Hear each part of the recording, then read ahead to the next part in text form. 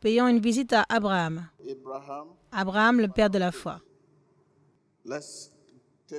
Regardons au livre de Genèse 22, une visite à Abraham. Dites-le à votre voisin.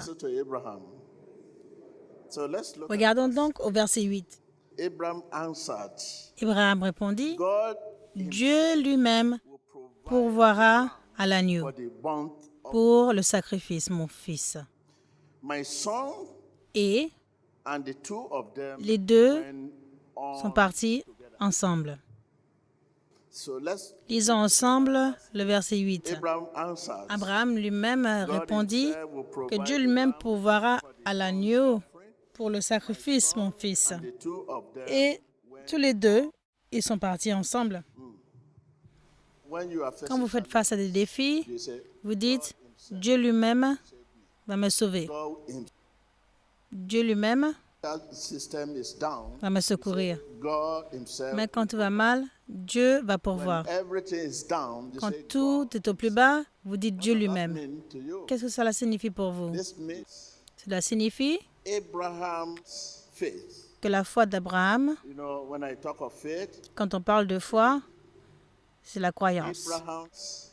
La foi d'Abraham, je veux dire, la croyance d'Abraham n'était pas sur Isaac, mais sur Dieu. Une visite à Abraham, c'est le titre du message. Nous voulons avoir une parole de sagesse de cela. Si notre foi est sur le donneur, entre parenthèses Dieu, même quand ce qui est donné est repris, nous aurons toujours de l'espoir. Êtes-vous là? Quand notre foi est sur le donneur, c'est-à-dire Dieu, même quand ce qui a été donné est repris, nous aurons encore de l'espoir. Sur qui? Sur Dieu. Prenez note de cela. Beaucoup ne sont pas dans l'église aujourd'hui parce que le moteur de leur véhicule est tombé en panne. Et là, ils ont dit à leur famille, on ne peut pas aller à l'église, il n'y a pas de véhicule. Ils ont oublié ces temps-là où ils venaient avec des bus à l'église. Quand ce qui est donné est pris, est enlevé, c'est la raison pour laquelle vous devez croire en Dieu encore plus. Et foi en Dieu encore plus. Quand le moteur de votre voiture est en panne, c'est la raison pour laquelle vous devez encore croire en Dieu le plus.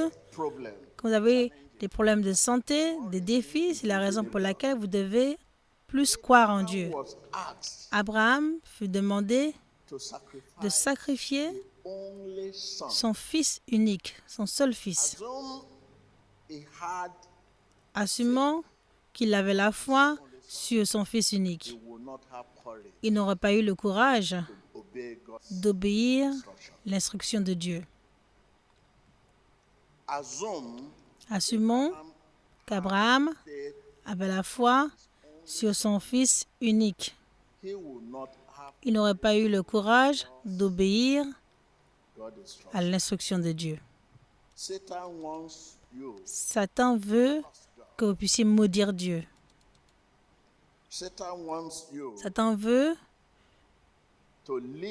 que vous viviez en dehors de la vérité, de là où la lumière, votre lumière vient. Alors que vous êtes dans la douleur, alors que vous êtes sous la tentation,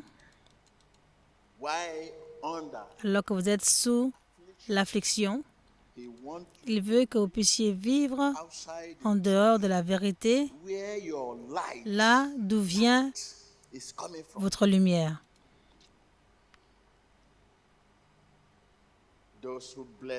Ceux qui bénissent Dieu dans leurs épreuves prouvent leur adoption en Christ. Ceux qui bénissent Dieu dans la douleur prouvent leur adoption en Christ. Ceux qui bénissent Dieu alors qu'ils sont sous la tentation, tribulation, l'affliction, prouvent leur adoption en Christ.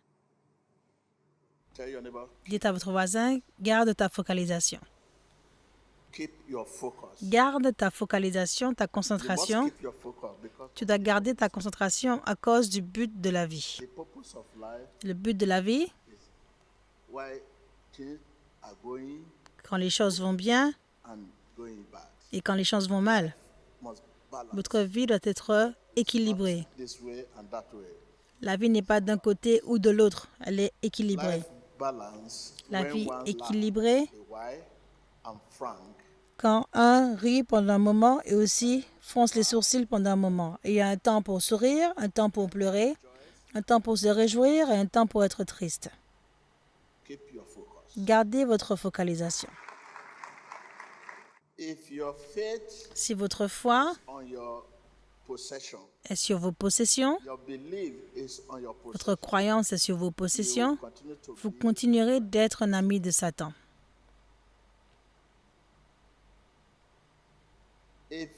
Si votre foi, je veux dire votre croyance, est sur vos possessions, chaque minute, vous continuerez d'être tenté d'une tentation à l'autre.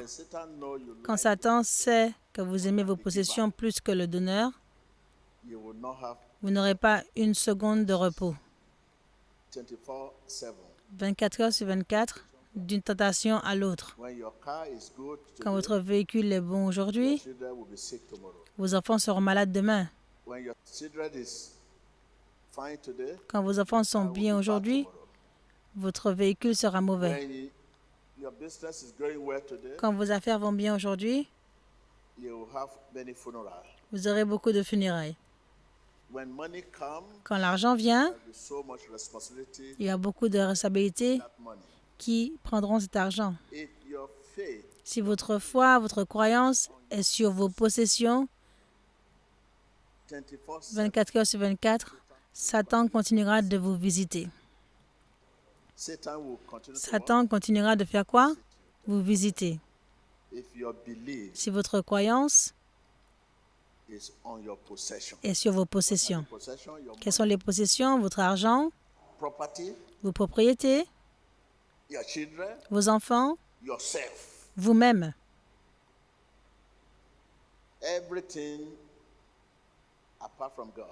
Tout, à part Dieu, c'est votre possession. Votre santé, votre argent, vos propriétés, votre popularité. Si votre croyance est sur vos possessions, 24 heures sur 24, Satan continuera de vous visiter. Vous n'aurez pas de paix ou de repos. Quand vous pensez que vous avez vaincu, une autre minute, une autre attaque viendra de quelque part. Parce que Satan sait sur quoi vous avez la foi. Quelle est la signification de croire sur vos possessions? C'est quelque chose que vous chérissez. Quelque chose qui peut distraire votre attention. Quelque chose qui peut perturber votre relation avec Dieu. Qui veut vous causer de l'inquiétude, l'anxiété. Une visite à Abraham. Si notre foi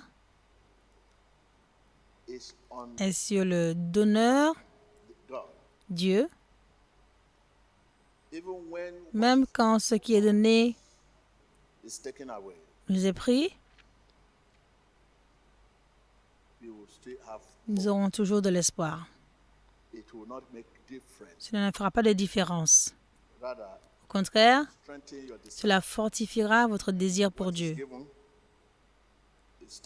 Quand ce qui est donné est pris, cela fortifiera votre désir pour Dieu. Votre désir pour Dieu. Vous verrez une raison de prier encore plus. Une raison de jeûner encore plus. Une raison de vous rapprocher. Mais si votre foi, votre croyance est sur vos possessions, 24 heures sur 24, Satan continuera de vous visiter et vous n'aurez pas de repos. Pensez à cela. Vanité sur vanité. Priez contre votre faiblesse, non pas contre votre situation. Restez focalisé.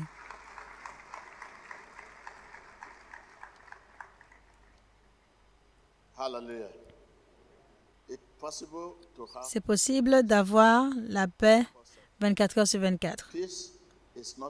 La paix n'est pas de l'extérieur, mais de l'intérieur. Je ne parle pas de la paix de l'extérieur, parce que vous jugez les chrétiens aujourd'hui par la paix de l'extérieur, non pas celle de l'intérieur. Quand les choses vont bien, les affaires vont bien, et que tout fleurit, vous lui dites, de quelle église tu viens? Je veux te suivre dans cette église. Quand vous voyez que les choses vont bien, vous voulez le suivre. Ceux qui ont la paix de l'intérieur peuvent seulement prouver leur adoption en tant que fils. Quand Satan sait que votre foi n'est pas sur vos possessions, mais sur le donneur, il arrêtera de vous perturber. Si je vous parle, levez la main. Si Satan sait que votre foi n'est pas sur vos possessions, mais sur Dieu, il arrêtera de vous perturber. Parce qu'il ne va pas toucher autre chose que vos possessions. Ce n'est pas possible. La seule chose que Satan peut toucher sont vos possessions. Et quand il sait que votre foi n'est pas sur vos possessions, mais sur Dieu, il arrêtera de vous perturber. Parce que vous perturbez, c'est une façon de vous rapprocher de Dieu. Quand il fait quelque chose sur vos possessions, vous voyez votre besoin de Dieu encore plus. Quand il essaie de détruire ceci, vous jeûnez encore plus. Il dira, ah, cet homme, cette femme, j'ai essayé de le détrôner et plus j'attaque ses possessions, plus il se rapproche de Dieu. Et son but, c'est de vous détrôner de votre position devant Dieu. Donc, quand il sait que votre foi n'est pas sur vos possessions, mais sur Dieu, il vous laissera tranquille. Dites à votre voisin, quand Satan sait que votre foi n'est pas sur vos possessions, il arrêtera de vous perturber. Quand il sait que votre foi n'est pas sur vos possessions, mais sur le donneur, il arrêtera de vous perturber.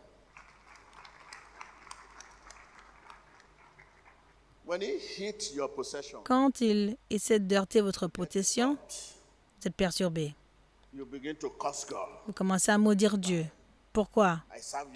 Je te sers, non? Pourquoi mes affaires tombent? Les gens à l'extérieur se moquent de vous et vous demanderont quel Dieu vous servez. Vous vous posez la question. Pourquoi cela arrive? Quand vous priez, vous dites, Seigneur, restaure mes affaires. Toute bonne chose que Dieu a faite pour vous, vous oubliez cela. Vous oubliez toutes ces bonnes choses, les bontés de Dieu dans le passé. Même quand vous étiez en embryon, vous avez oublié les bontés de Dieu. C'est vous de dire, restaure mes affaires, restaure mes affaires. Rappelez-vous, si vous dites ça à votre Père, un Père qui vous a aimé, qui a pris soin de vous, vous avez oublié toutes choses. Au lieu de dire, merci Jésus pour tout ce que tu as fait. Vous dites, restaure mes affaires, restaure mes affaires. Même jusqu'à ce qu'il restaure ses affaires, vous ne direz jamais merci. Et c'est ce que Satan veut, il veut que vous puissiez vous mal conduire, pour me démontrer que vous êtes ingrat. Chaque fois qu'il y a la prière maintenant, guéris-moi, guéris-moi, guéris-moi. Vous avez oublié toute autre chose que Dieu a faite pour vous. Guéris-moi, guéris-moi, guéris-moi, guéris-moi, guéris-moi. Pour dire merci, jusqu'à ce qu'il vous guérisse, vous ne pouvez pas le dire. Ce sont les possessions dont nous parlons. Quand Satan sait que votre foi n'est pas sur vos possessions, mais sur le donneur de ces possessions, il vous laissera tranquille. La raison pour laquelle il vous perturbe, c'est vous vous enlevez de Dieu. Je ne juge pas les gens par leur possession. Regarde cet homme, il est très riche, il a toutes choses. Non, non, non. Je ne juge pas les gens comme cela. Je juge les gens par la paix du cœur.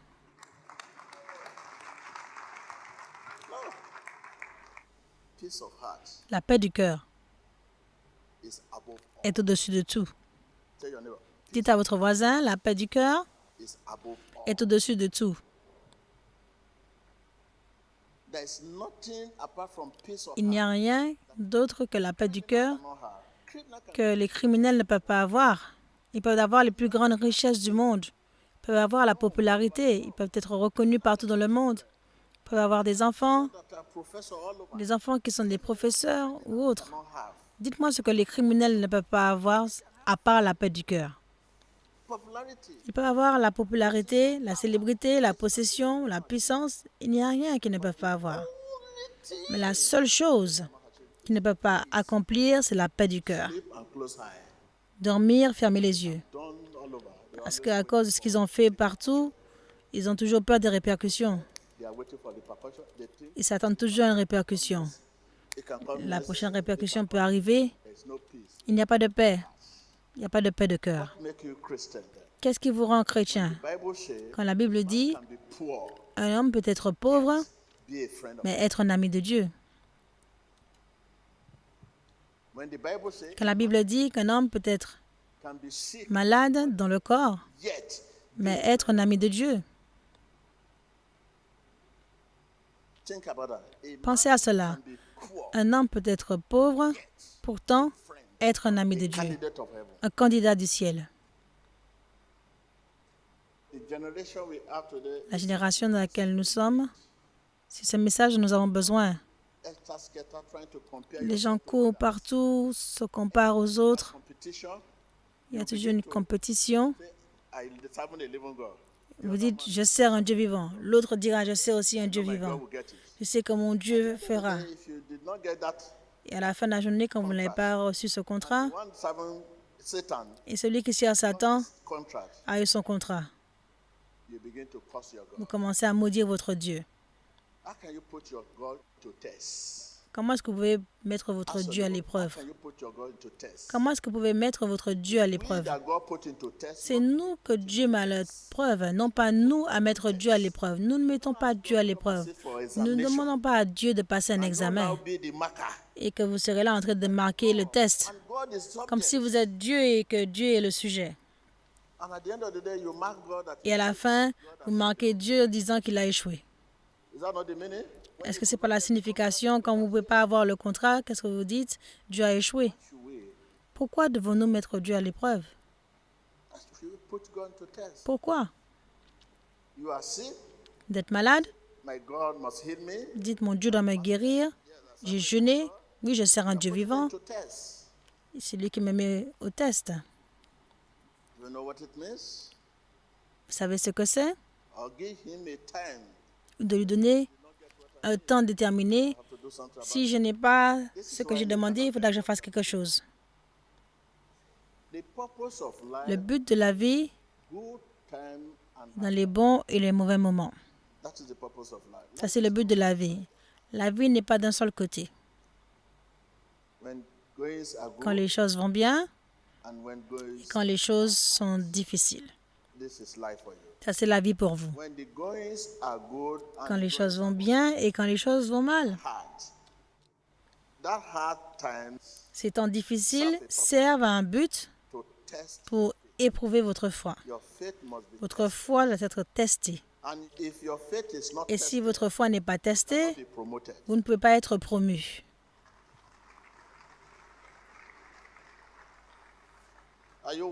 Êtes-vous là? Si votre foi n'est pas testée, vous ne pouvez pas être promu. Si votre foi n'est pas testée, votre vie chrétienne ne peut pas grandir. Vous ne pouvez pas grandir spirituellement. Les épreuves sont faites pour votre foi. Les tests sont faits pour votre foi. Je veux dire, les épreuves sont faites pour votre foi. Vous refusez de grandir parce que vous évitez les épreuves, les tests. Quand les épreuves viennent, trouvez tous les moyens en dehors de Dieu. Oui, en dehors de Dieu, quelqu'un peut avoir ce qu'il veut, mais sans la paix du cœur. Êtes-vous là avec moi? En dehors de Dieu, vous pouvez avoir de l'argent, mais sans la paix de quoi? Paix du cœur. En dehors de Dieu, vous pouvez avoir la popularité, la célébrité, la couronne, puissance, possession, sans paix de cœur. Ça, c'est en dehors de Dieu. C'est ce que je veux dire par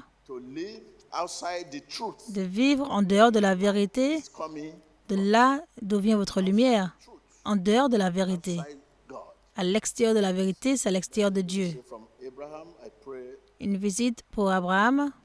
Je prie que votre foi grandira aujourd'hui et à partir de maintenant, vous allez commencer à avoir la foi sur le donneur, non sur les possessions.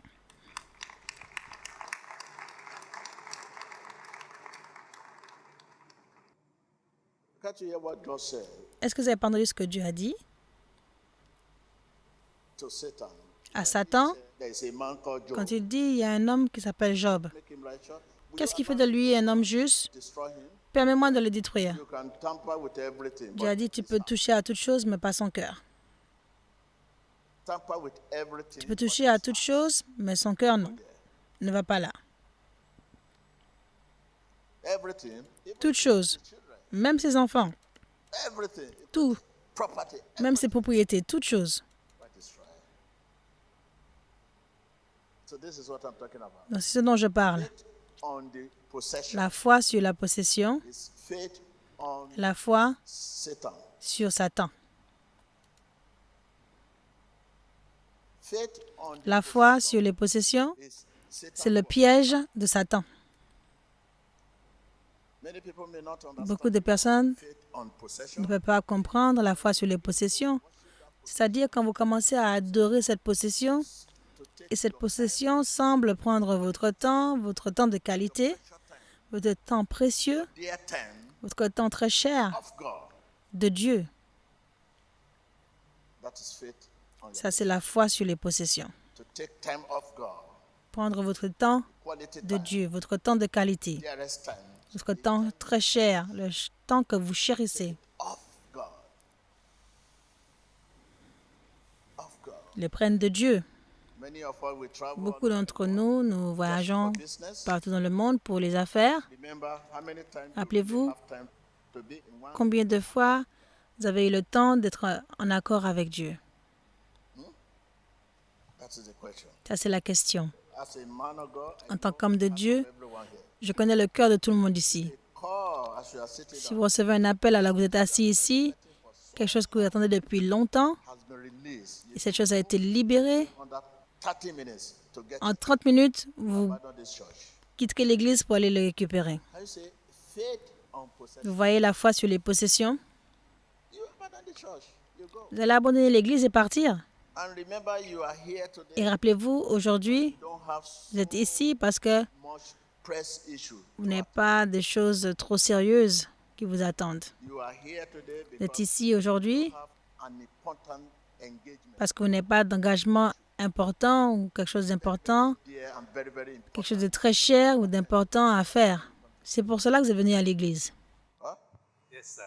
Yes, sir. Vous avez quelque chose d'important à faire ou que quelqu'un est prêt à vous payer une dette, le contrat que vous cherchez depuis très longtemps, ou même juste un document. Il se peut que vous ne veniez pas à l'église. Vous voyez, le monde aujourd'hui a la foi sur les possessions, non pas le donneur des possessions. Voilà pourquoi le monde descend dessous. Notre vie chrétienne, qui sert Dieu? Nous servons les possessions. Dites à votre voisin, qui sert Dieu? Vous servez les possessions. Dites-le à votre voisin, qui sert Dieu? Tu sers les possessions. Vous servez les possessions. Combien de présidents sont ici avec vous? Combien de gouverneurs sont ici? Combien de ministres sont ici avec vous? Maintenant. Et le même Dieu qui les a mis là. Quand ils étaient personne, ils demandaient à Dieu, priaient. Maintenant qu'ils sont là, leur temps est trop précieux pour passer du temps avec les gens. La maison de Dieu est devenue une histoire pour eux. C'est ce qu'on appelle les possessions. Nous servons les possessions. Nous ne servons plus Dieu. Les gens ne servent plus Dieu. Les gens ne servent plus le donneur des possessions. Mais les gens servent les possessions. Voici la cause des problèmes aujourd'hui. Et Satan sait que vous servez les possessions et continue de détruire ces possessions. Regardez ce que Dieu a dit à Satan. Quand il est venu à Dieu, regarde ton garçon. Tu dis que c'est un homme juste, c'est un homme bon. Permets-moi. Et Dieu lui a dit, tu peux prendre tout, détruire tout, mais son cœur. Détruis ses possessions, mais son cœur non, jamais. Si vous avez la foi dans les possessions, Satan a ses possessions. Mais si vous avez la foi sur le donneur, il n'a aucun accès à vos possessions.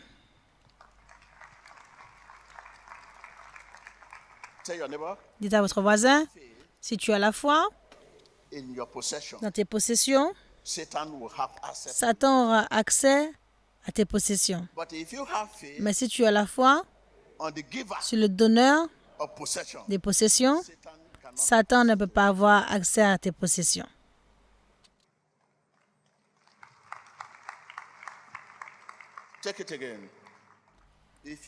Si tu as foi sur tes possessions, Satan aura accès à tes possessions. Parce que Dieu ne permet à personne d'adorer les possessions, mais la source. Vous avez la foi dans vos possessions, vos propriétés, votre argent, votre popularité, même en vous-même. Vous-même, vous êtes une possession. Seulement votre cœur. Toi-même, tu es une possession. Tu as la foi en toi-même. Tu as la foi en tes possessions. Une fois que vous avez la foi dans vos possessions, Satan aura accès à ces possessions. Vous avez la foi en vous-même, c'est pour cela que Satan vous attaque dans votre santé. Vous voyez, ces choses que vous aimez tellement, ce sont ces choses que Satan attaque. Mais quand vous avez la foi dans le donneur de ces possessions, au lieu de la possession, vous avez la foi dans le donneur, votre possession sera sous couverture. Donc je vous dis simplement le secret à cause des troubles et des défis que vous avez aujourd'hui. Nous avons tous des problèmes. Parce que leurs foi sont sur leurs possessions, non sur le donneur des possessions. Où allons-nous? Une visite à Abraham. Si la foi d'Abraham était sur son fils unique, il n'aurait pas eu le courage d'obéir l'instruction de Dieu. C'est aussi ce qui nous arrive dans la maison de Dieu aujourd'hui. Nous devrions faire confiance à l'autorité de Dieu, non pas la majorité. Parce que la force de l'Église n'est pas dans le nombre large ou la taille de l'Église. Certaines églises peuvent avoir 3 membres et ils sont beaucoup plus loin que la plus grande église. Juste 3 membres. Merci. Si votre foi est élevée, laissez-moi voir vos mains. Merci. Frère, peux-tu partager avec moi ce que tu as appris de ce message? J'ai appris à mettre ma foi en Dieu, non pas sur les possessions. Quelles sont tes possessions? Toutes choses à part mon cœur. Applaudissez pour lui. Il a dit toutes choses à part son cœur. Son cœur, là où Dieu vit. Notre cœur est le point de communication. Voilà pourquoi la Bible dit que la foi est du cœur de l'homme. Toutes choses dont vous pouvez parler à part le cœur. Voilà pourquoi Dieu avertissait Satan. Il a dit, tu peux, oui, détruire, faire ce que tu veux, mais son cœur ne va pas là-bas. C'est un lieu sacré. C'est-à-dire, toute autre chose sont des possessions. Merci beaucoup. À partir d'aujourd'hui, je vais cultiver mon cœur encore plus et garder mon cœur dans la parole de Dieu. Applaudissez pour lui. Si la maladie vient, comment vous allez faire avec votre relation? Si Dieu ne me guérit pas, je continuerai de le remercier. Cela veut dire que si la maladie vient, c'est une façon de prier encore plus, de voir encore plus le besoin de Dieu. Non pas abandonner votre poste. Quand votre foi n'est pas sur vos possessions, Satan arrêtera de vous perturber. Quand il sait que la foi de cet homme n'est pas sur ses propriétés, il n'ira pas là pour toucher vos propriétés. Il cherche là où vous mettez votre foi. Il combat notre foi. Il combat notre foi. Il regardera et dira, où est-ce que cet homme met sa foi? Ok, son compte en banque. Il ira là et détruira. Parce que votre foi est là, il n'y a aucune protection pour ce compte en banque.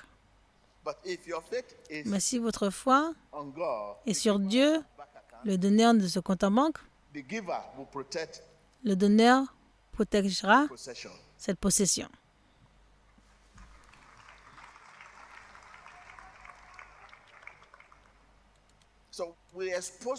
Donc nous exposons nos possessions. Nos possessions sont sans sécurité quand nous mettons notre foi dessus. Celui qui sécurise cette possession, c'est celui sur qui nous devons mettre notre foi. Imaginez, je vous donne quelque chose, viens. Donne-moi cette Bible. Moi, je te donne la Bible. Maintenant, tu m'as abandonné et tu adores la chose que tu m'as demandé de te donner. Comment est-ce que tu penses que je vais me sentir? Tu vas penser que je te cherchais pour quelque chose que tu avais dans ta main. Amène les deux maintenant. Maintenant, commence à demander à Dieu. Est-ce que je peux avoir cela? Maintenant, vous l'avez. Le temps que vous aviez pour moi, 24 heures sur 24, quand vous demandiez cette chose. Maintenant, vous avez reçu cette chose. Vous avez difficilement le temps d'avoir même 2 heures avec moi. Même ces 2 heures sont en toute vitesse. Amène-le encore. Amène ce sac. Nous avons vraiment besoin d'expliquer.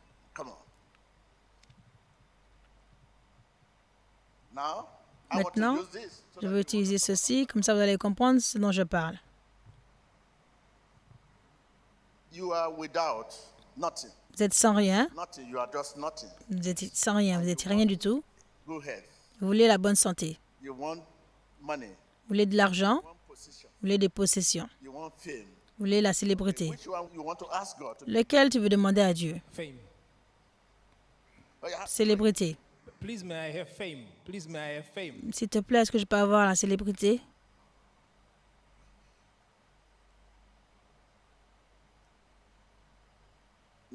Maintenant, il n'a plus besoin de moi.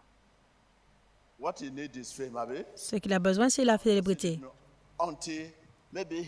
Jusqu'à ce qu'il ait besoin de la bonne santé maintenant. C'est comme cela qu'il va m'appeler. Maintenant, il a besoin de la bonne santé.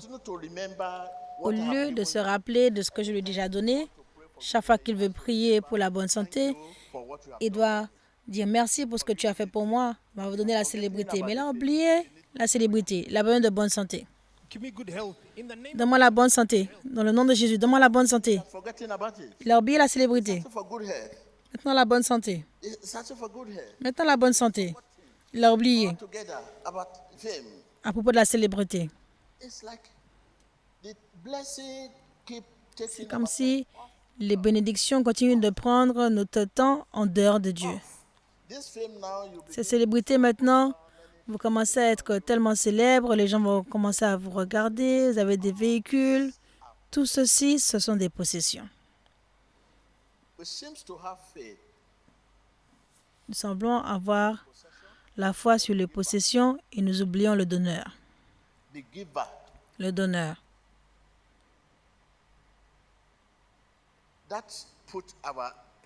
Cela met nos possessions dans l'insécurité.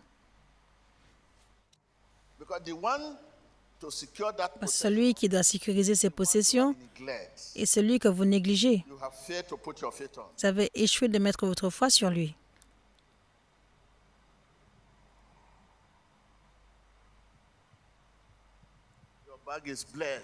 Votre sac est béni.